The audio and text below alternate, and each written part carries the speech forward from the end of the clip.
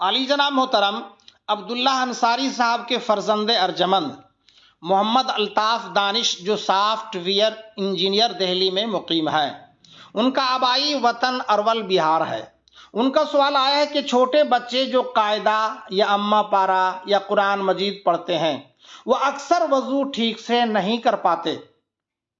اور بہت بچے صرف منہ دھو لیتے ہیں۔ ان کا بے وضو قاعدہ یا اماں پارا یا قرآن مجید پڑھنا کیسا ہے؟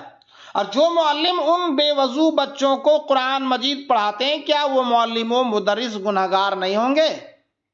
ساتھ ہی مسائل شریعہ، سیرت رسول اکرم صلی اللہ تعالی علیہ وسلم یا کسی دینی کتابوں کو بغیر وضو چھونا کیسا ہے؟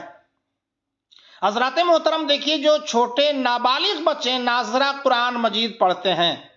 انہیں قرآن پڑھانے سے پہلے وضو کرانا چاہیے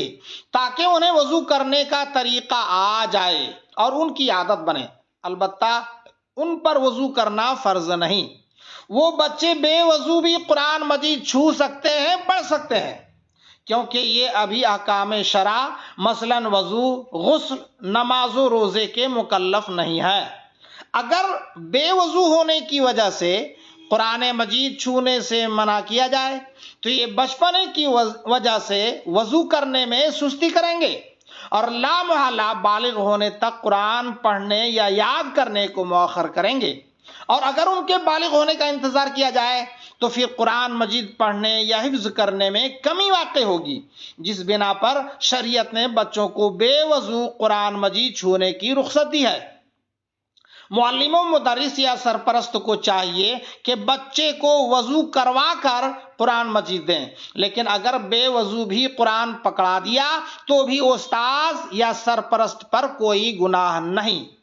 نابالغ کو بے وضو قرآن مجید چھونے کی اجازت کے بارے میں مجمع الانہر کتاب الطہارت میں ہے کہ نابالغ بچے کا قرآن پاک یا جس تختی پر قرآن کی آیت لکھا ہو اسے چھونا مکروہ نہیں، کیونکہ بچوں کو وضو کا مکلف بنانا انہیں مشقت میں ڈالنا ہے اور قرآن مجید پڑھنے کو بلوغت تک مؤخر کرنے میں حفظ قرآن میں کمی واقع کرنا ہے۔ لہذا ضرورت کی بنا پر نابالغ بچوں کو رخصت دی گئی ہے۔ اسی طرح تبیین الحقائق کتاب الطہارت میں ہے کہ ہمارے بعض اصحاب نے قرآن پاک اور وہ تختی جس پر قرآن لکھا ہو بچوں کو دینے کو مکروہ قرار دیا ہے، اور بعض نے اس میں کوئی حرج نہ جانا ہے، اور یہی صحیح ہے کیونکہ بچوں کو وضو کا مکلف بنانے میں حرج ہے، اور اگر ان کے بالغ ہونے تک قرآن انہیں نہ دیا جائے تو حفظ قرآن میں کمی واقع ہوگی، لہذا بوجہ ضرورت بچوں کو قرآن پاک دینے کی رخصت دی گئی ہے۔ حضرات محترم، بچوں کو بے وضو قرآن مجید پکڑنے پر استاد کے گنہگار نہ ہونے کے بارے میں